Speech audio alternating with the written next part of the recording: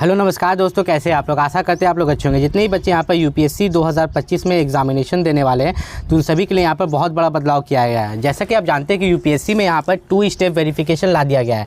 UPSC का जो exam है इस बार हम लोगों का, ठीक है, तो एग्ज़ाम तो होगा, लेकिन यहाँ पर जो 2 स्टेप वेरिफिकेशन है इसमें आप डॉक्यूमेंट वेरिफिकेशन में रिजेक्ट हो सकते हैं। अब देखिए होता क्या था, जैसे कि जो बच्चे जनरल कैटेगरी से थे, ठीक है, वो EWS इकोनॉमिकली वीकर सेक्शन का, ठीक है, OBC का, या कोशिश करते थे SC ST का सर्टिफिकेट बनाने का। साथ ही साथ जो बच्चे OBC कैटेगरी से हैं, रियल में आप OBC कैटेगरी से हो, SC कैटेगरी से हो, ST कैटेगरी से हो या EWS कैटेगरी से हो, लेकिन आपके पास सेंट्रल लेवल कास्ट सर्टिफिकेट नहीं है, तब भी आपको डॉक्यूमेंट वेरिफिकेशन में यहाँ पर रिजेक्ट कर दिया जाएगा। देखिए यहाँ पर होने क्या वाला है, हमारे पास जो यहाँ पर यूपीएससी में कास्ट सर्टिफिकेट मांगा जाता है वो 2 तरह का मांगा जाता है। एक आपका स्टेट लेवल वाला, एक आपका मांगा जाता है सेंट्रल लेवल वाला कास्ट सर्टिफिकेट, ठीक है। तो यूपीएससी में जो हमारा मांगा जाता है वो सेंट्रल लेवल कास्ट सर्टिफिकेट मांगा जाता है, ठीक है। स्टेट लेवल वाला नहीं मांगा जाता क्योंकि यूपीएससी जो है हमारा सेंट्रल गवर्नमेंट जॉब है, ठीक है।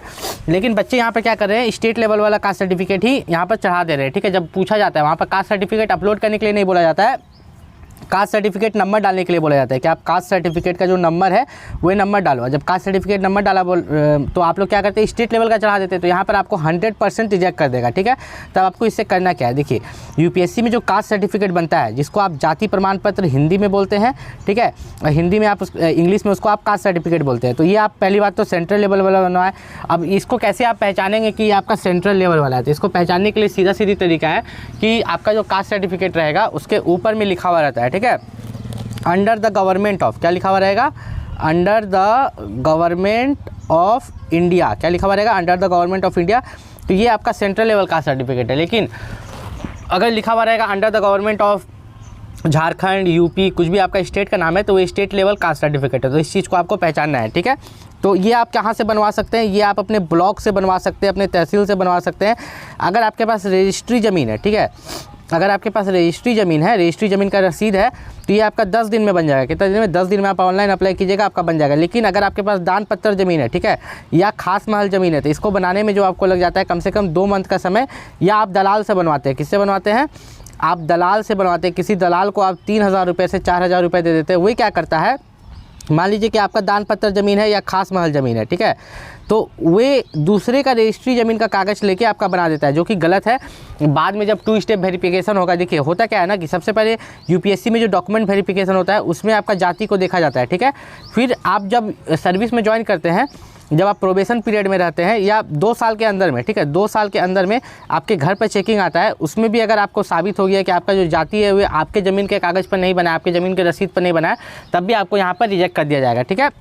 अब बात करें यूपीएससी का, जो लोग फॉर्म भरे हैं तो वो लोग पूछ रहे थे कि प्री एग्ज़ाम को क्वालिफाई कैसे करें, प्री एग्ज़ाम के लिए बुक बता दीजिए, प्री एग्ज़ाम के लिए क्या कट ऑफ जाता है, कैसे कैसे पेपर आता है, ठीक है। तो हम प्री एग्ज़ाम के बारे में बताएंगे और ऑप्शनल पेपर के बारे में भी बताएंगे। जो भी आपका डाउट था इस वीडियो में हम आपको यहाँ पर क्लियर करने वाले हैं। सबसे पहले हम यहाँ पर देखें तो प्री एग्ज़ाम में 2 पेपर आता है, हर पेपर 200 मार्क्स का होता है, मतलब पेपर 1 और आपका पेपर 2, ठीक है, ये भी 200 मार्क्स का, ये भी आपका पेपर 2 भी 200 मार्क्स का, ठीक है। लेकिन इसमें से एक पेपर जो है वो क्वालिफाइंग है, ठीक है, जो कि है आपका यहाँ पर पेपर 2, GS पेपर 2 जो है वो क्वालिफाइंग है। उसमें मात्र आपको 33% मार्क्स लाना पड़ता है, ठीक है, 33% मार्क्स, 200 का 33% आपको यहाँ पर लाना पड़ता है। अब यहाँ पर कैसे कैसे क्या होता है आपको समझाते हैं, लेकिन उससे पहले मैं आपको बता दूँ कि आपका जो मेंस एग्जामिनेशन है उसमें भी आपका जो पेपर A है, और ठीक है, पेपर A और पेपर B वही भी क्वालिफाइंग है, ठीक है। 300 600 मार्क्स का जो है ये क्वालिफाइंग है। इसका मार्क्स मेरिट में नहीं जुड़ता है। मेरिट में किसका मार्क्स जुड़ता है, तो मेरिट में यहाँ पर आपका पेपर 1 का जुड़ता है, ठीक है, पेपर 2 का, पेपर 3 का, पेपर 4 का, पेपर 5 का, पेपर 6 का, और एक पेपर 7 भी होगा आपका ऑप्शनल, ठीक है, 2 होगा, एक पेपर 6 और पेपर 7। अब बच्चे यहाँ पर क्या सोचते हैं ना कि जैसे यहाँ पर वो ऑप्शनल पेपर चूज़ कर रहे हैं, तो ऑप्शनल पेपर में उनको लगता है कि ऑप्शनल पेपर 1 और 2, आप यहाँ पर स्क्रीन पर देख रहे होंगे ऑप्शनल पेपर 1 और ऑप्शनल पेपर 2, तो ये दोनों जो ऑप्शनल पेपर 1 और 2 आप देख रहे हो, तो ये अलग अलग नहीं है, ये एक ही सब्जेक्ट के लिए होता है। कोई एक सब्जेक्ट आप चूज़ करते हो। मान लो कि कोई बच्चा अगर यहाँ पर हिंदी ऑनर्स किया है, ठीक है, तो वो हिंदी सब्जेक्ट चूज़ करता है ना, तो उसको हिंदी से ही 250 टोटल 500 का यहाँ पर क्वेश्चन पूछा जाएगा, ठीक है। ऑप्शनल पेपर 1 और ऑप्शनल पेपर 2 दोनों मिला के कितना है, 500 मार्क्स का है। इसलिए ऑप्शनल पेपर आप कोई भी चूज़ कर सकते हैं। आप बायोलॉजी चूज़ कर सकते हैं, केमिस्ट्री चूज़ कर सकते हैं, कॉमर्स चूज़ कर सकते हैं, मेडिकल फील्ड में चूज़ कर सकते हैं, और उसी पेपर से 500 नंबर से आपका यहाँ पर क्वेश्चन पूछा जाएगा यूपीएससी में, ठीक है। अब इसके बारे में हम डिटेल में बात करेंगे, लेकिन सबसे पहले यहाँ पर बच्चों को हम प्री एग्जामिनेशंस के बारे में बता देते हैं, जो एग्ज़ाम अभी हुए देने वाले हैं, तो उनके लिए कौन कौन सा बुक खरीदे, उसकी तैयारी कैसे करें। देखिए प्री एग्ज़ाम का जो पेपर 1 है और पेपर 2, तो सबसे पहले हम पेपर 2 को डिस्कस करेंगे। पेपर 2 को डिस्कस करने का कारण ये है कि पेपर 2 जो है आपका क्वालिफाइंग है, 200 का आपको यहाँ पर 33% मार्क्स लाना है, ठीक है, याद रखिएगा। सिर्फ 33% मार्क्स आप पेपर 2 में ला दिए तो ये आपका क्वालिफाई हो गया। उसके बाद मेन जो कट ऑफ जाएगा वो आपका पेपर 1 पर जाएगा। किस पर? पेपर 1 का। अब यहाँ पर पेपर 2 की बात करें तो पेपर 2 में अगर आप ध्यान से देखेंगे तो इसमें आपका कॉम्प्रिहेंशन है, इंटरपर्सनल स्किल्स है, लॉजिकल रीजनिंग एंड एबिलिटी है, ठीक है, और यहाँ पर जनरल मेंटल एबिलिटी है और बेसिक मैथ है, जो कि क्लास 10th लेवल का। उन्होंने खुद लिखा है कि आपका जो बेसिक मैथ इसमें पूछा जा रहा है वो क्लास 10th लेवल का मैथ है, ठीक है। तो इसमें मात्र 33% मार्क्स लाना है, तो इसमें हम लोग ज़्यादा जोर नहीं देते हैं, ज़्यादा हम लोग यहाँ पर जो यहाँ पर देंगे पेपर 1 में। पेपर 1 जो आपका 200 मार्क्स का है, कितना का? 200 मार्क्स का आपका जो पेपर 1 है, उसमें आप यहाँ पर ध्यान से देखिए इसमें क्या पूछा जा रहा है। इसमें मेनली आपका जीके और जीएस पूछ रहा है। क्या पूछ रहा है? जनरल नॉलेज और जनरल साइंस पूछ रहा है। और ये पेपर अगर आप अच्छे से तैयारी करते हैं, ठीक है, पेपर 1 जिस पर आपका कटअप जाएगा, क्या जाएगा? कटअप, तो ये आपको मेंस में भी काम आएगा, ठीक है। मेंस एग्जामिनेशन में भी आप देखिएगा जीएस पेपर 1 है, जीएस पेपर 2 है, उसमें आपको इसका क्वेश्चंस मिलेगा, ठीक है। अगर हम लोग यहाँ पर बात करें तो इसमें आपके इसके लिए कौन सा बुक, तो देखिए इसके लिए आपको 14 साल का प्रीवियस ईयर क्वेश्चन पेपर मिलता है, 10 साल का प्रीवियस ईयर क्वेश्चन पेपर मिलता है। तो जो बेस्ट बुक है जिसको पढ़ के बच्चे यूपीएससी का प्री एग्जामिनेशंस को निकाले हैं, वही बुक मैं इस वीडियो के डिस्क्रिप्शन लिंक में आपको दे दूंगा, आप वहाँ से परचेस कर पाएंगे, ठीक है।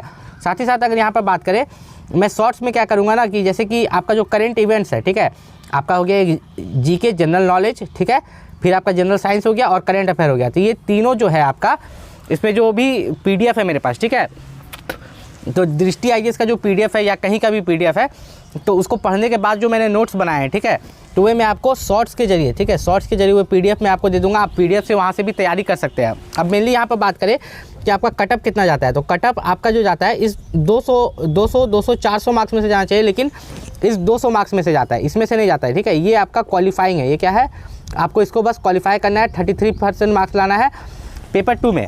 मेन जो आपका यहाँ पर जाता है पेपर 1 पर, ठीक है, पेपर 1 जो 200 मार्क्स का है, इस पर आपका कटअप जाता है। तो आपको कितना मार्क्स सिक्योर करना होगा इस 200 मार्क्स में से? 200 मार्क्स में से अगर आप 150 प्लस सिक्योर करते हैं तो आपको यहाँ पर आप जा सकते हैं मेंस के लिए, ठीक है, कम से कम 150 प्लस। अब आप पूछेंगे कि यहाँ पर सबका कटअप तो अलग अलग जाता है, जनरल का, ओबीसी का, ठीक है, तो देखिए जनरल का कटअप अलग जाता है, ओबीसी का अलग जाता है, एससी का अलग जाता है, एसटी का अलग जाता है, ईडब्ल्यूएस का अलग जाता है, पीएच कैटेगरीज का अलग जाता है, ठीक है, फिजिकली हैंडीकैप्ड ये सबका।